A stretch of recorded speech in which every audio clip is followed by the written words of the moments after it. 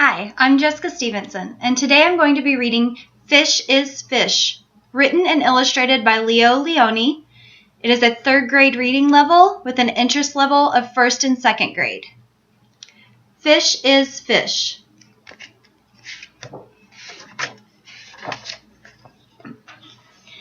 At the edge of the woods there was a pond, and there a minnow and a tadpole swam among the weeds. They were inseparable friends.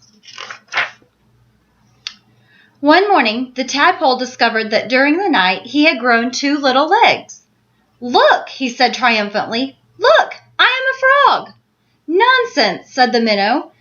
"How could you be a frog if only last night you were a little fish just like me?" They argued and argued until finally the tadpole said, "Frogs are frogs and fish is fish, and that's that." In the weeks that followed, the tadpole grew tiny front legs and his tail got smaller and smaller.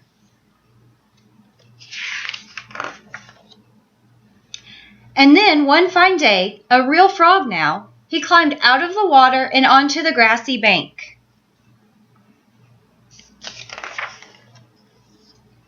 The minnow had grown, too, and had become a full-fledged fish. He often wondered where his 4-footed friend had gone. But days and weeks went by, and the frog did not return.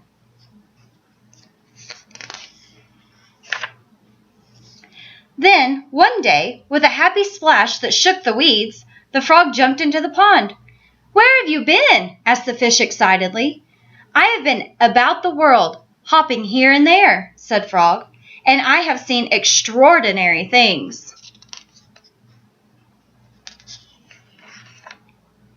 "Like what?" asked the fish. "Birds," said the frog mysteriously. "Birds!" And he told the fish about the birds, who had wings and 2 legs and many, many colors. As the frog talked, his friend saw the birds fly through his mind, like large feathered fish. "What else?" asked the fish impatiently. "Cows," said Frog. "Cows! They have 4 legs, horns, eat grass, and carry pink bags of milk." "And people," said the frog. "Men, women, children." And he talked and talked until it was dark in the pond. But the picture in the fish's mind was full of lights and colors and marvelous things, and he couldn't sleep. Ah, if he could only jump about like his friend and see that wonderful world.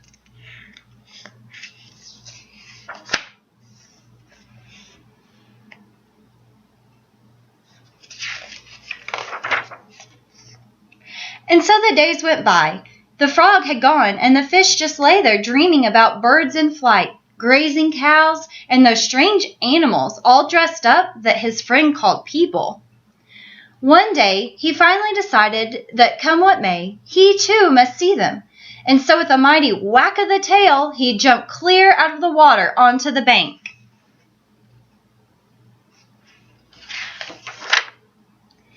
He landed in the dry, warm grass, and there he lay gasping for air, unable to breathe or move. "Help!" he groaned feebly.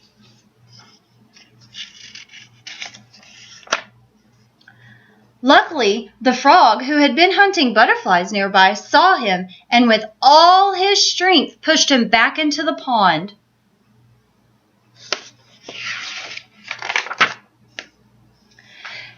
Still stunned, the fish floated about for an instant. Then he breathed deeply, letting the cool, clean water run through his gills.